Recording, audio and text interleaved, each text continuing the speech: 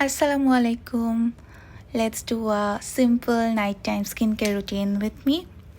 তো আমার এক এক দিনের স্কিন কেয়ার রুটিন রাতেবেলা এক এক রকম। তো আজকেরটা আমি দেখাচ্ছি। ফার্স্টে আমি একটা ক্লেনজিং অয়েল ইউজ করছি। এটা কিছুক্ষণ মুখে ম্যাসাজ করে আমি আমার সব মেকআপ সানস্ক্রিন মেলডাউন করব।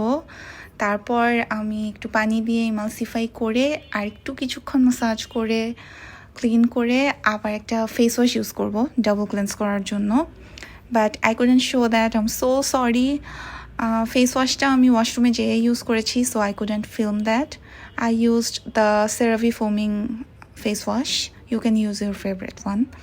তো তারপর আমি এখানে একটা salicylic acid based exfoliating toner use করছি।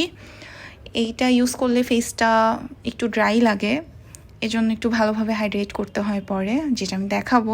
তো একটু ওয়েট করে নিচ্ছি so that it can get absorbed in my skin properly. তারপর আরেকটা টোনার ইউজ করব যেটা একটু সুদিং অ্যান্ড হাইড্রেটিং হয়। তো এটা ইউজ করার পরে আবার একটু ওয়েট করে নিব।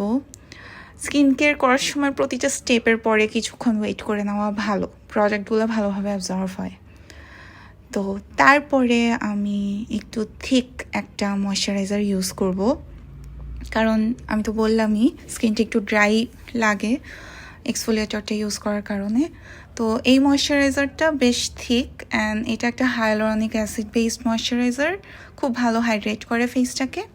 তো ফুল ফেসে অ্যাপ্লাই করার সাথে সাথে চোখের নিচের জায়গাটায় আই ক্রিমের মতো করে আমি আরেকটা লেয়ার অ্যাড করে নিচ্ছি যাতে একদমই ড্রাই ফিল না হয়। তারপরে ভ্যাসলিন পেট্রোলিয়াম জেলি ঠোঁটের জন্য, and that's it.